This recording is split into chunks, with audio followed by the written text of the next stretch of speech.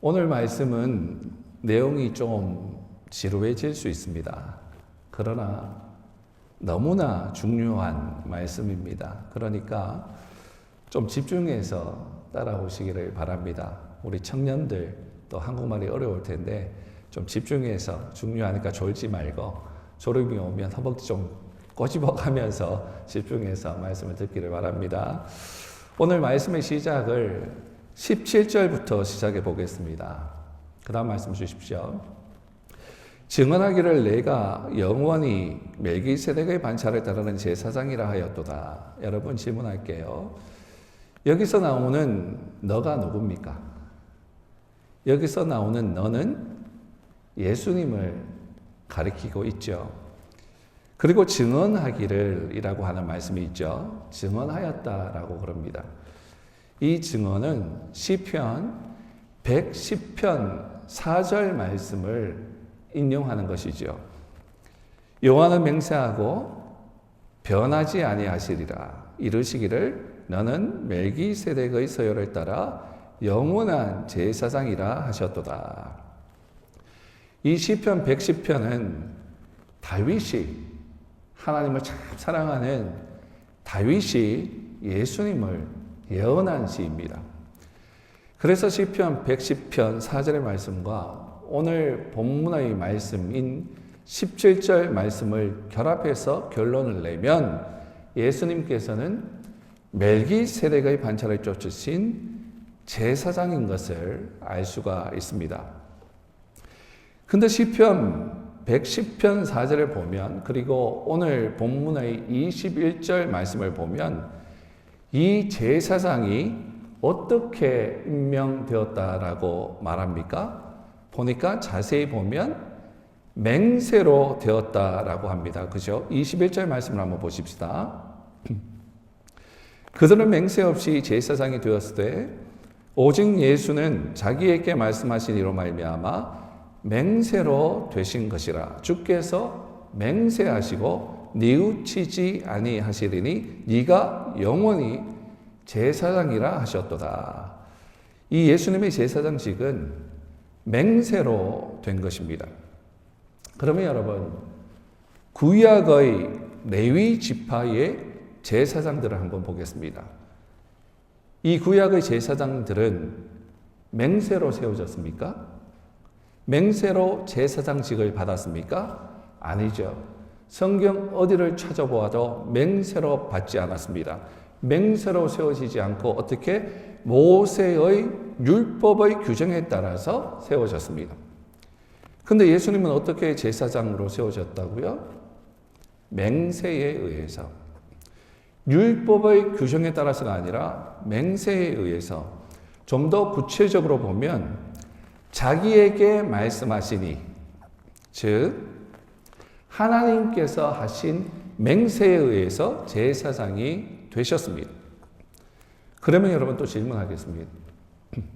맹세가 조금 더 좋은 것 같은데 그러면 이 하나님의 맹세는 바뀝니까? 하나님께서 맹세하시면 이 맹세가 언제든지 바뀔 수 있는 겁니까? 우리 인간들처럼 맹세했다가 내 약속할게, 내 꼭 약속 지킬게 라고 했다가 나중에 바꾸는 것처럼 막 바뀌어지는 것입니까? 아니죠. 하나님의 맹세는 절대로 바뀌지 않습니다. 그런데 하나님과의 약속, 인간과의 약속 가운데 깨어지는 것이 보이죠. 말씀을 보면 막 깨어집니다. 그런데 이 깨어지는 이 언약을 보면 언제나 하나님께서 먼저 바꾸신 적은 없고 늘 인간들의 언약 위반으로 인해서 파기가 된 것이죠. 하나님의 맹세는 절대로 바뀌는 것이 없습니다. 다시 돌아가서 정리해 보면 레위 지파의 제사장직은 맹세에 의해서 된 것이 아니라 율법의 규정에 의해서 된 것입니다. 그러기에 레위 지파의 제사장직은 변해지고 나중에 없어지지만 그리고 실제 지금 없어졌지만 그리스도의 제사장직은 영원히 폐하여지지 않고 영원토록 유지됩니다.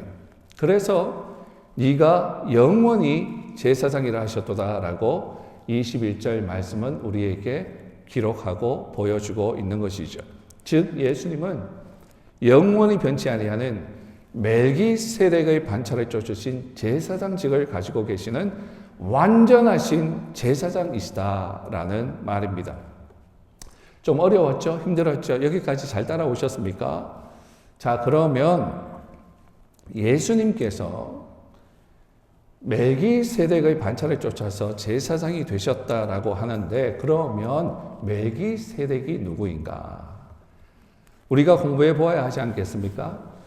여러분, 멜기세덱이 누굽니까? 여러분 알고 계십니까? 멜기세덱 그러면 여러분 대충은 알 거예요. 11조하고 연관된 분, 이 정도는 알 건데, 구약에서 멜기세덱에 관련된 이야기가 두 군데 나옵니다.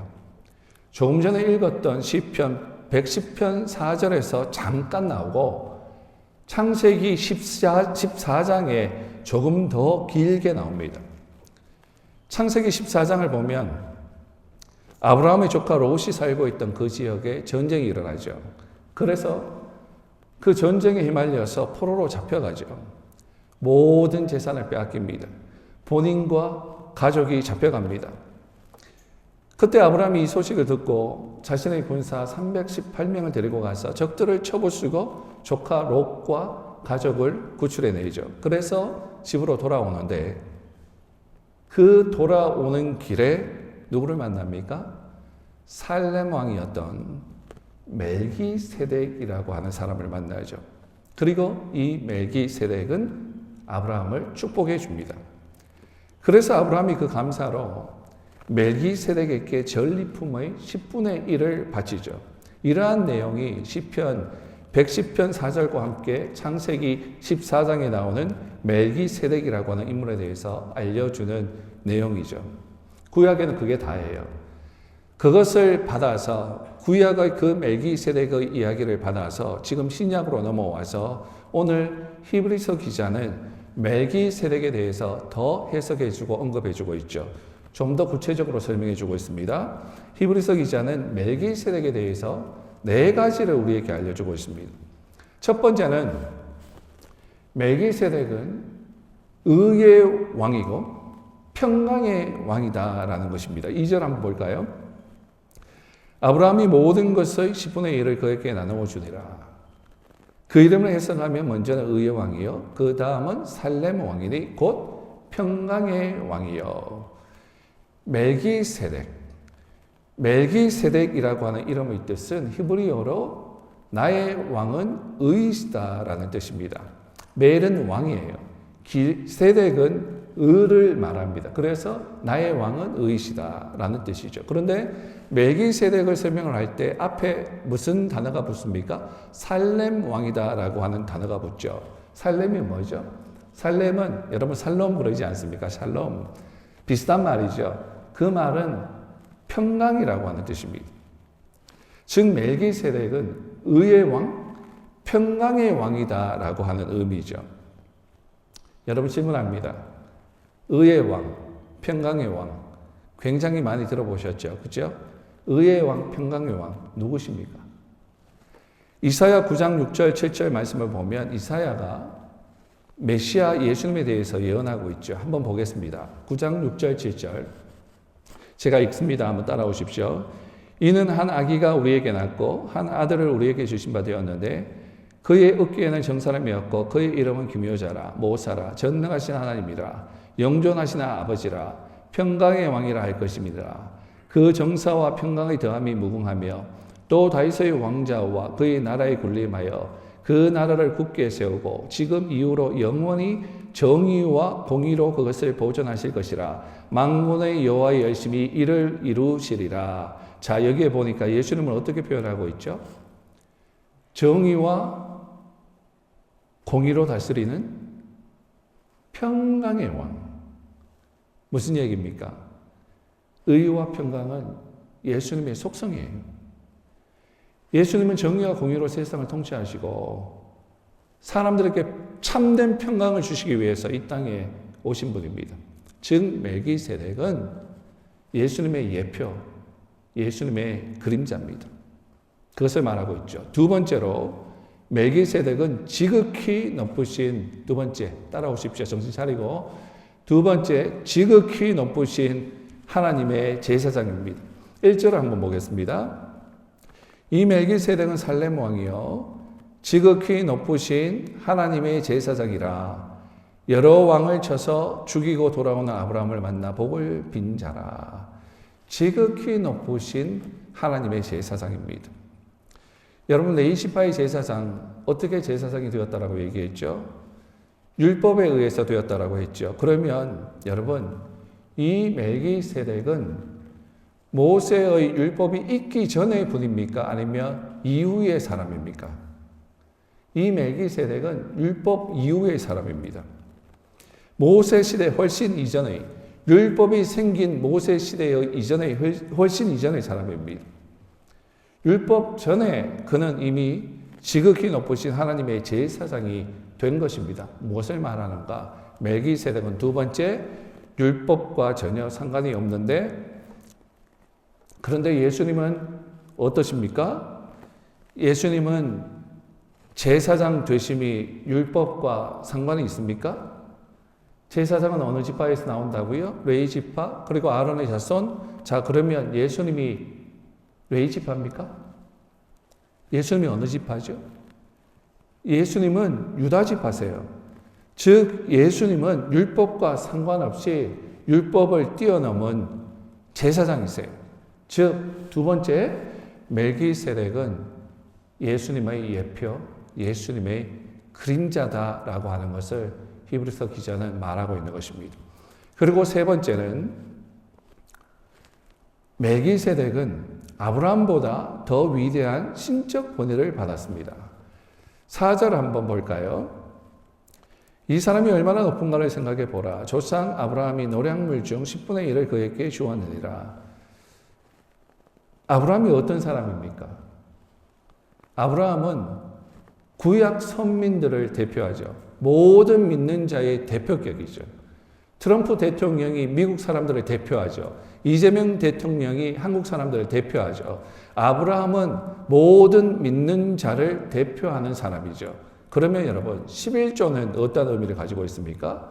11조는 모든 것의 주인이 하나님이십니다 라고 하는 사실을 인정하는 사람들이 하나님께 드리는 예물이죠. 하나님의 주권을 인정해 드리는 거예요. 그런데 모든 믿는 자의 대표격인 아브라함이 하나님의 절대적인 주권을 인정해 드리는 11조라고 하는 이 예물을 누구에게 바칩니까?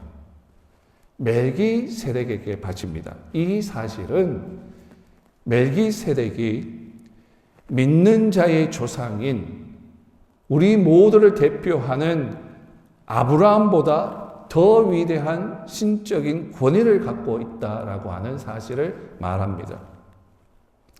여러분 보세요. 축복을 누가 해주죠? 축복을 아랫사람이 윗사람에게 해줍니까? 윗사람이 아랫사람에게 해주지 않습니까? 아버지가 아들에게 해주지 아들이 아버지 머리에 손을 얹고 안수해 주지는 않죠.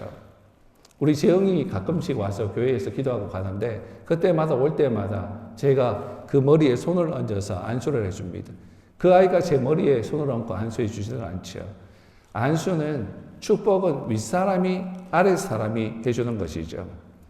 멜기세덱은 이 신적인 권위를 가지고 모든 믿는 사람이 대표격인 아브라함의 머리에 손을 얹고 축복해 주는 것입니다. 여러분, 우리는 아브라함의 영적인 후손들이죠. 그 영적 후손인 우리가 유일한 예배의 대상으로 삼고 우리의 모든 것을 드리는 분이 누굽니까? 바로 예수 그리스도 아닙니까? 즉 멜기세덱은 예수 그리스도를 대표하는 인물입니다. 멜기세덱은 예수님의 그림자입니다. 네 번째, 멜기세덱은 아비도 없고 어미도 없고 시작한 날도 없고 생명의 끝도 없고 하나님 아들처럼 항상 제사장으로 있는 사람입니다. 3절 한번 보겠습니다. 아버지도 없고 어머니도 없고 족보도 없고 시작한 날도 없고 생명의 끝도 없어 하나님의 아들과 닮아서 항상 제사장으로 있느니라. 시작한 날도 없고 생명의 끝도 없다라고 합니다. 여러분, 이 말씀이 무슨 의미입니까? 이 말씀은 멜기세덱이 태어나지도 않았고 죽지도 않았다라고 하는 말이 아닙니다. 이 말씀은 어디까지나 성경에서 멜기세덱의 출생과 죽음에 대한 기록을 찾아볼 수 없음을 의미하는 것입니다. 그래서 지금 히브리서 기자가 의미하는 것은 예수님께서도 시작도 끝도 없으신 영원 자존하시는 분이신데 이 땅에 동정녀 마리아를 통해서 오시기는 했지만 그분은 이미 창세기 이전부터, 창세 전부터 계신 분이었죠. 그죠? 그리고 십자가에서 죽음을 맛보기는 했지만 그분은 살아나셔서 지금 또 영원히 하나님의 우편에서 우리를 중보하시는 살아계신 하나님이시죠. 즉 시작과 끝을 알 수 없는 제사장 멜기세덱은 그 시작과 끝을 알 수 없는 영원하신 제사장이신 예수님의 예표입니다. 히브리서 기자는 이 네 가지의 예를 통해서 멜기세덱의 반차를 쫓은 예수 그리스도의 제사장직을 설명하고 있습니다. 여러분, 여기까지 이해하셨습니까? 좀 학교에서 공부하는 것처럼 좀 지루한 거라서 눈동자가 지금 흐릿흐릿한 것 같은데 정신 차리고요. 다시 정신 차려서 집중하십시오. 여러분, 그런데 정말 제가 이 중요한 것을 말씀드리고 싶은 것은 레위 지파의 제사장들은 율법을 쫓아서 났는데 여러분, 우리가 율법을 통해서 온전함을 이룰 수 있습니까? 우리가 노력과 행위를 통해서 우리가 온전하게 될 수 있습니까? 다른 말로 우리가 이러한 율법을 통해서 우리의 구원을 이룰 수 있습니까? 여러분들은 어떻게 생각하십니까? 정말 열심히 노력하면 우리가 온전해지고 완전해질 수 있습니까? 저는 이 설교를 완전하게, 온전하게 설교하고 싶어요. 그런데 영원한 숙제예요. 절대로 안 되더라고요.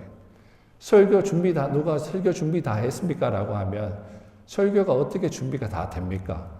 선포할 때까지, 그 전까지 준비해도 안 되는 것이 그저 하나님의 은혜가 있어야 합니다.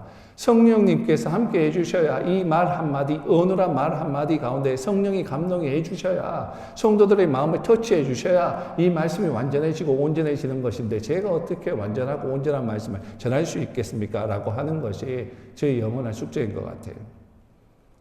우리는 이 율법을 통해서 우리가 구원을 얻을 수도 없고 이룰 수도 없고 완전해질 수도 없습니다. 이것에 대해서 히브리서 기자가 그래서 이렇게 대답하죠. 11절 보십시오.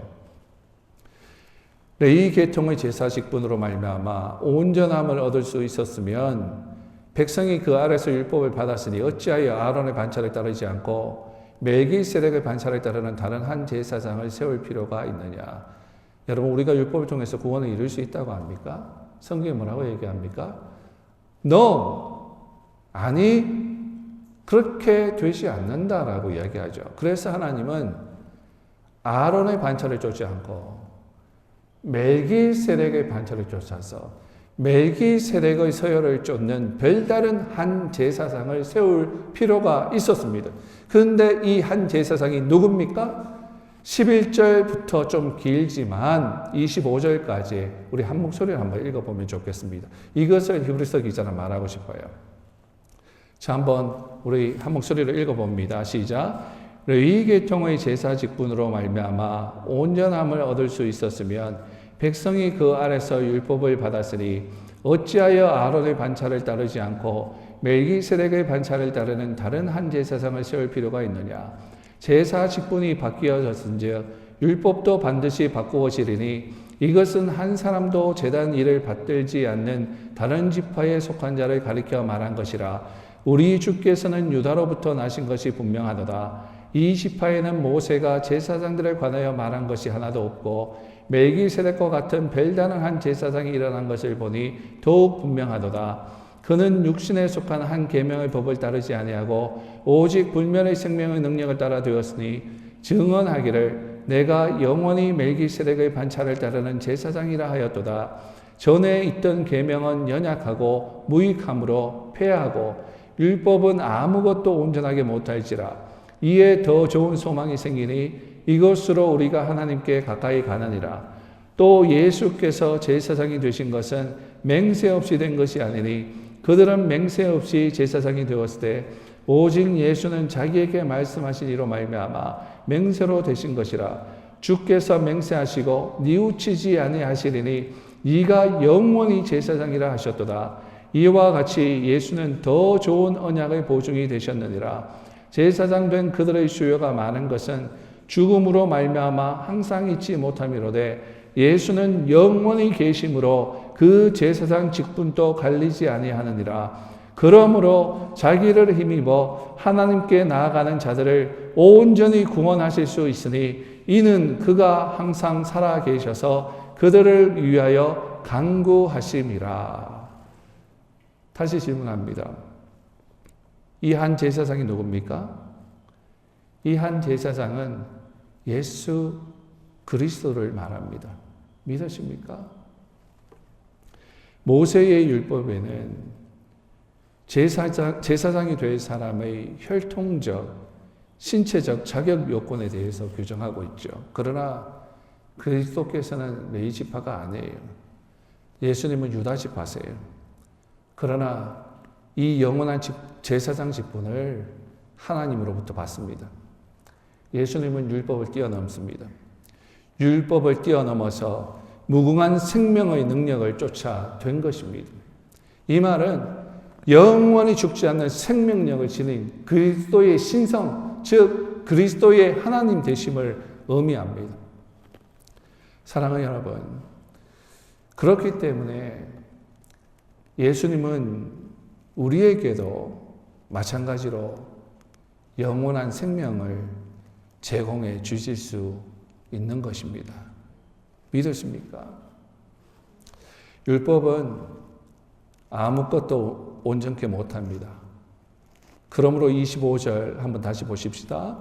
그러므로 자기를 힘입어 하나님께 나아가는 자들을 온전히 구원하실 수 있으니 이는 그가 항상 살아서 저희를 위하여 간구하심이니라.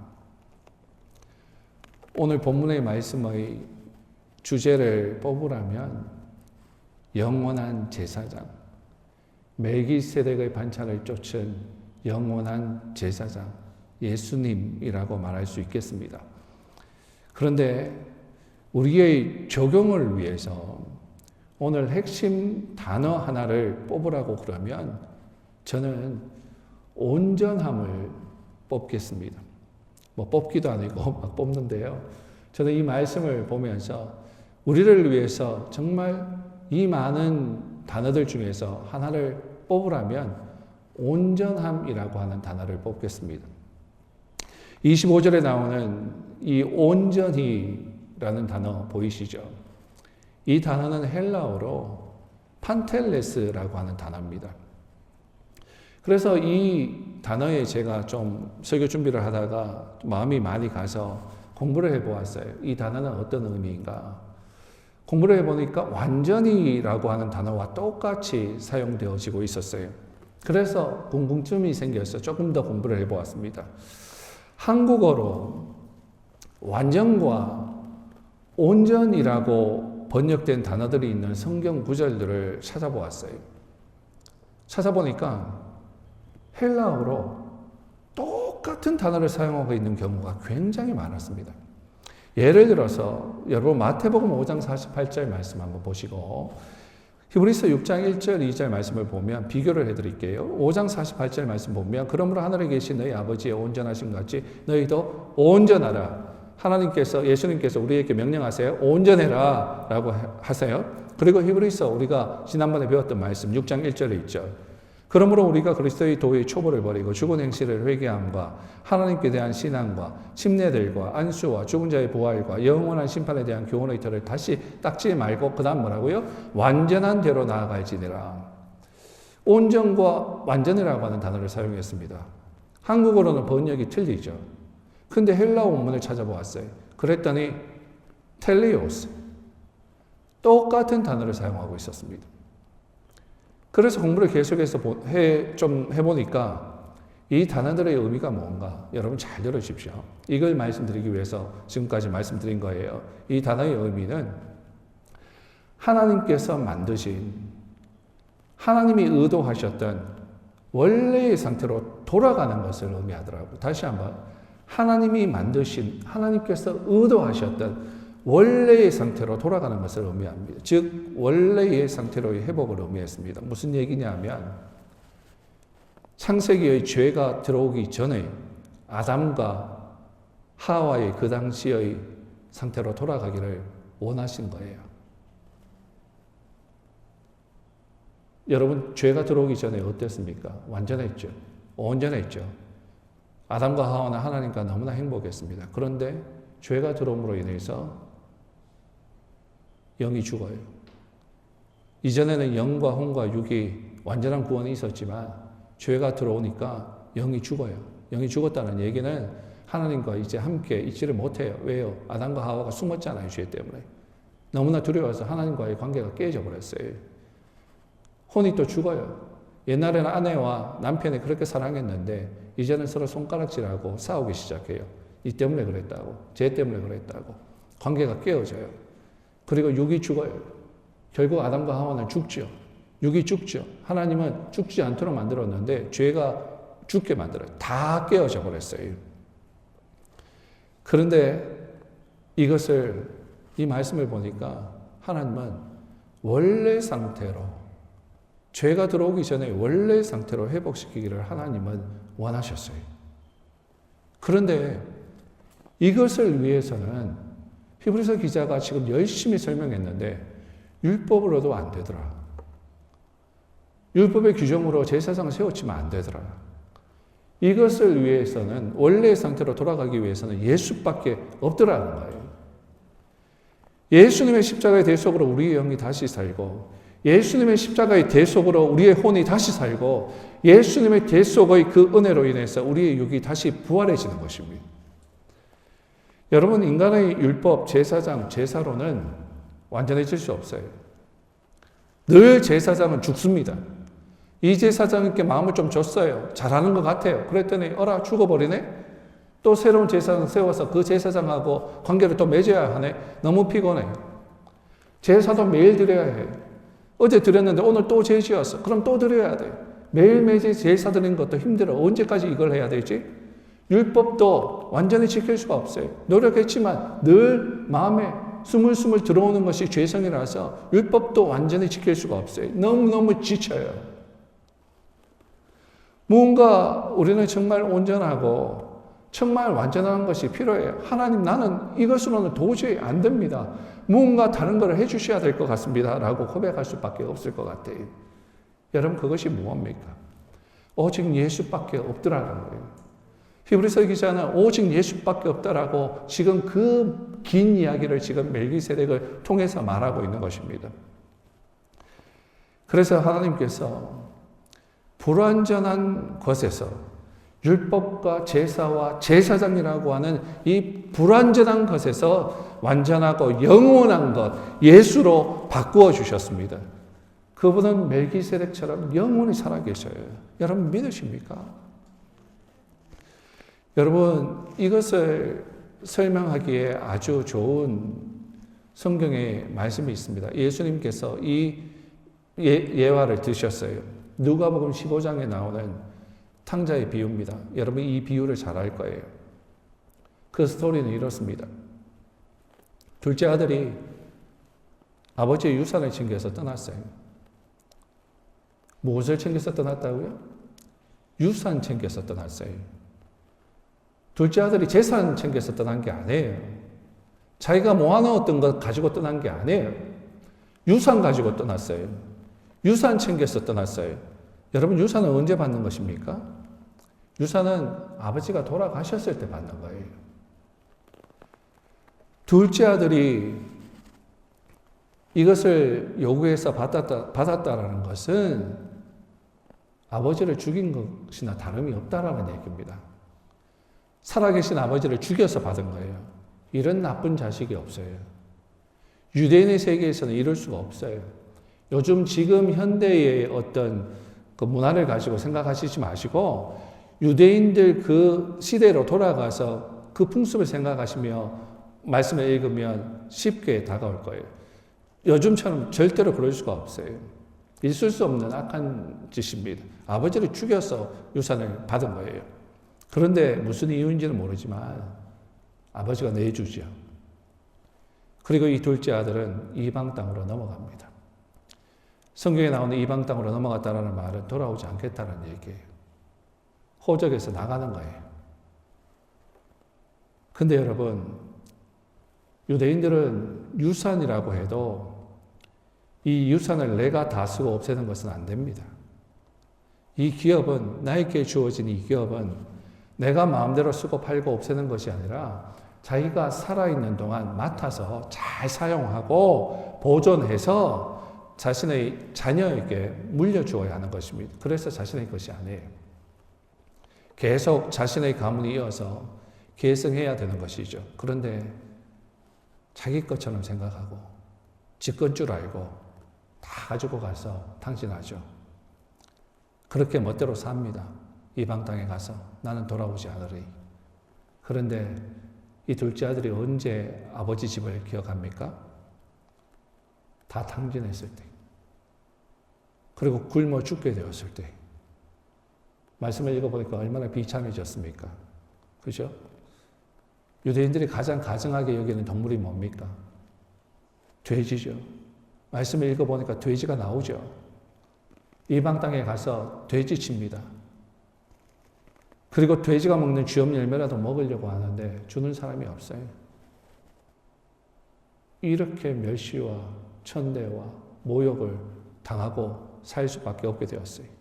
그리고 굶어 죽게 되니까 멸시도 상관없이 조금만 주십시오. 빌어먹는 자가 되어버렸어요. 그때 그 아들은 아버지 집으로 돌아가고자 하는 마음이 생겨요. 왜요? 마음이 가난해졌어요. 그래서 낮아진 마음으로 돌아갑니다. 그래서 가서 아버지한테 아들이라고도 말 못하고 종으로 여겨주십시오. 종으로 좀 서주십시오. 좀 살려주십시오. 내가 다 잃어버렸습니다. 그런 마음으로 돌아가죠. 돌아온 아들을 아버지는 봅니다. 누구보다도 제일 먼저 아버지가 보았어요. 왜냐하면 아버지는 늘 이 아들을 기다리고 있었으니까. 늘 창문 밖으로 아들이 오는 것을 지켜보고 있었으니까. 언제 나올까? 이 아이가 안 오면 어떡하지? 돌아왔으면 좋겠는데. 늘 간절한 사모하는 마음으로 늘 창문 밖으로 쳐다보았어요. 그리고 마침내 그 돌아오는 거지 같은 아들의 모습을 봅니다. 그리고 아버지는 제일 먼저 뛰어나갑니다. 근데 여러분, 신명기에 보면요, 이런 자는 죽이게 되어 있어요. 이런 나쁜 놈은, 이런 악한 자식은, 이런 호로 자식은 제일 먼저 보는 사람이 돌로 쳐서 죽여야 돼요. 근데 아버지가 문 밖에 서서 기다리다가 제일 먼저 뛰어나가서 안아줘요. 마을 사람들 눈에 띄기 전에 율법에 의해서 돌에 맞고 죽어야 하는 이 아들에게 가서 아버지가 덮어준 거예요. 덮어버립니다. 사람들이 돌을 던지면 자기가 다 맞겠다라는 거예요. 아버지는 이 돌아온 아들을 최고로 대우해 주죠. 옷을 입혀줘요. 신을 신겨줘요. 손에 가락지를 끼워줍니다. 아들의 지위를 회복해 준 거예요. 여러분, 탕자가 온전해진 때가 언제입니까? 언제 완전해졌습니까? 아버지께로 돌아왔을 때입니다.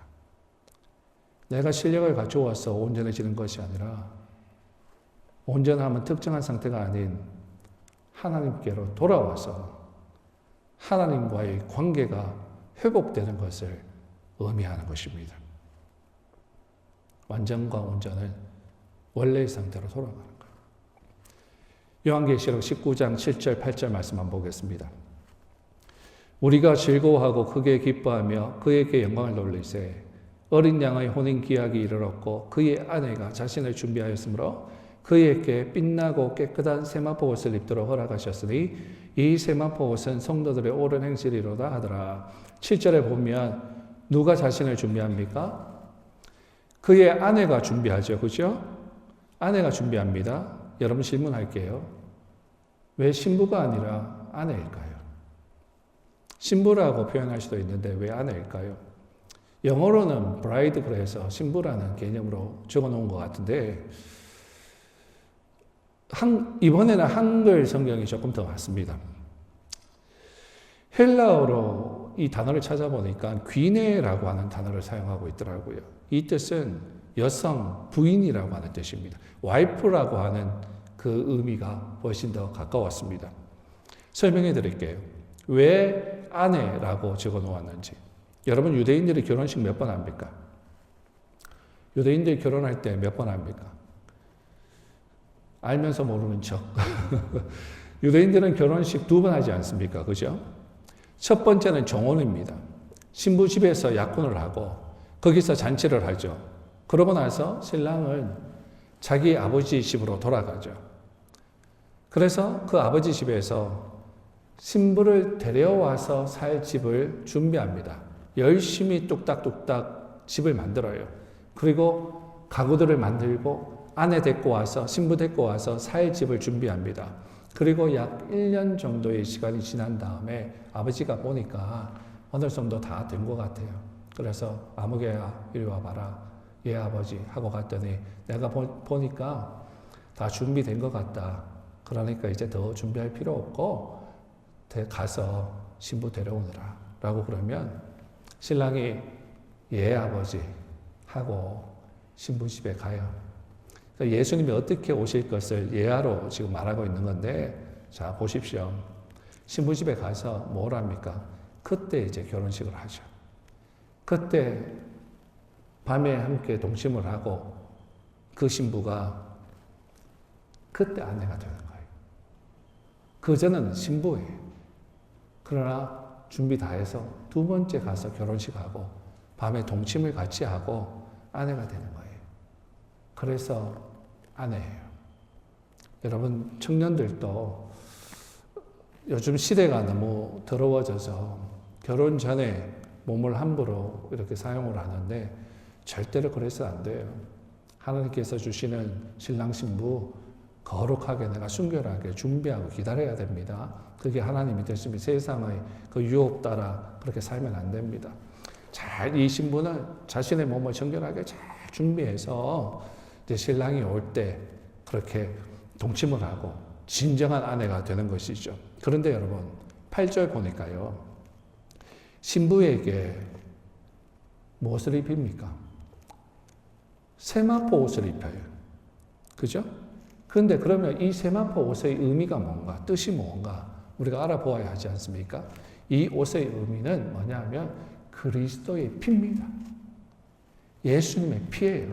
요한계시록 7장 14절에 보면 어린 양의 피에 그 옷을 씻어 희게 하였느니라 라고 하는 말씀이 있어요. 세마포 옷은 그리스도의 피로 씻긴 옷입니다. 그 옷을 입혀주는 거예요. 그런데 여러분 보니까 이해가 잘 안 될 거예요. 이 세마포 옷은 성도들의 뭐라고 그래요? 옳은 행실이라고 그래요. 옳은 행실. 여러분 옳은 행실이라고 그러면 어떤 생각이 듭니까? 내가 뭔가를 했다라고 생각이 들지 않습니까? 내가 뭔가 한 것처럼 생각이 되어지죠. 그죠? 그럼 내가 무엇을 해야 있는 거네? 라고 생각을 하죠. 근데 여러분 사실은 예수님께서 십자가에서 흘리신 그 피로 씻어 희게 한 옷을 우리에게 입히신 거예요. 우리가 그 옷을 준비한 것이 아니라 그에게 빛나고 깨끗한 세마포 옷을 입도록 허락하셨으니 하나님이 그 옷을 우리에게 입히신 거예요. 그런데 하나님이 이 세마포 옷을 뭐라고 그러세요? 우리들의 옳은 행실이다 라고 그래요. 하나님께서 다 해놓으시고는 그리고 입혀주시고는 우리가 한 것처럼 여겨주시더라 라고 말하는 거예요. 하나님 다 하셔놓고는 우리가 했다라고 그러시는 거예요. 여러분, 이것이 은혜예요. 이것이 복음인 거예요. 하나님이 다 하셔놓고는 내가 했다라고 얘기해요. 우리 큰아이 키울 때요. 조금 할 때 생각이 나더라고요. 정글짐이라고 하는 거 있죠. 막 이렇게 엮여져가 애들 막 올라가지 않습니까? 그 위에 올라갔다 내려갔다 그 속으로 막 왔다 갔다 하지 않습니까? 우리 큰아이 조금 할 때 아주 이제 저하고 놀이터 가서 정글짐을 막 올라가요. 너무 어리니까 올라가는 게 두려워요. 한 칸, 두 칸 올라가다가 못하겠어 하고 내려와요. 나 못해. 그럼 제가 뒤에서 격려해 주지. 아니야, 너 할 수 있어. 아빠가 올라가면 이렇게 잡고 있을게. 걱정하지 말고 한번 올라가 봐. 정말? 그래. 그럼 올라가요. 한 칸, 두 칸 이렇게 올라가. 정말 떨어져요. 떨어지면 제가 어떻게 하고 있습니까? 손을 탁 대고 있어요. 대고 떨어지면 탁 잡아줘요. 그리고 또 내려와요. 또 올라가요. 몇 번 하더니 올라가기 시작합니다. 근데 제가 어떻게 하고 있죠? 손을 탁 대고 있어요. 떨어지면 내가 그냥 다 잡아버리겠다. 조금 어느 정도 올라갔어요. 자기의 목적지까지 올라갔어요. 제 손은 계속 그 뒤에 있습니다. 그러고 난 다음에 아빠 다 올라왔어. 내려갈래? 잡아서 이렇게 내려줬어요. 그랬더니 이 아이가 어떤 표정과 제스처를 했냐면 어깨에 힘이 들어가가지고요. 내가 했다고. 내가 다 했다라고. 그러는 거예요. 근데 여러분, 걔가 했습니까? 그 뒤에 아버지의 손길이 있었어요. 떨어지면 내가 잡아주리라. 이 아이가 다 할 수 있도록 내가 모든 여건을 마련해 주리라. 여러분, 구원은 인간의 의로는 불가능합니다. 우리의 힘으로는 절대로 불가능합니다. 절대로 구원 어떻게 받나? 행위로 그딴 소리 하면 안 됩니다. 절대로 안 됩니다. 오직 예수 그리스도의 십자가로 가능합니다. 성경의 시작인 창세기, 결혼의 파탄으로 시작하죠.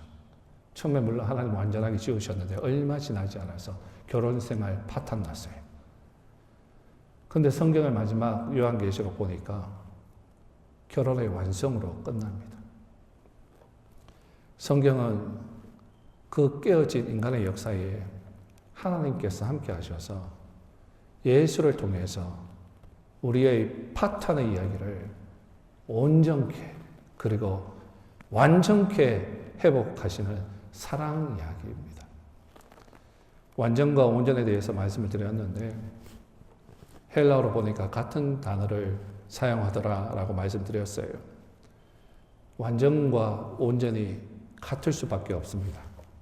왜냐하면 우리가 하나님께로 돌아가서 원래의 상태로 온전하게 되면 하나님은 우리를 완전케 여기시기 때문이죠. 무엇으로? 예수로. 영원한 멜기세덱의 반차를 쫓은 대제사장이신 우리의 중보자이신 그 예수로 온전한 그리고 완전한 하나님의 사람들 되시기를 바랍니다. 온전함은 하나님께로 나아가는 것입니다. 온전함은 하나님께로 돌아가는 것입니다.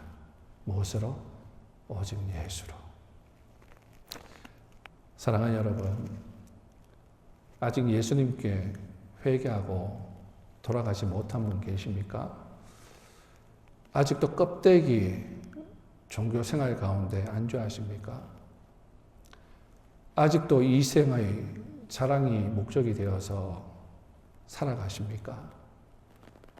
오늘 그 주시는 부르심에 아멘하고 그 하나님의 품에 안기시는 돌아가시는 구원의 역사가 일어나는 저와 여러분들이 될 수 있기를 예수님의 이름으로 부탁드립니다. 기도하겠습니다.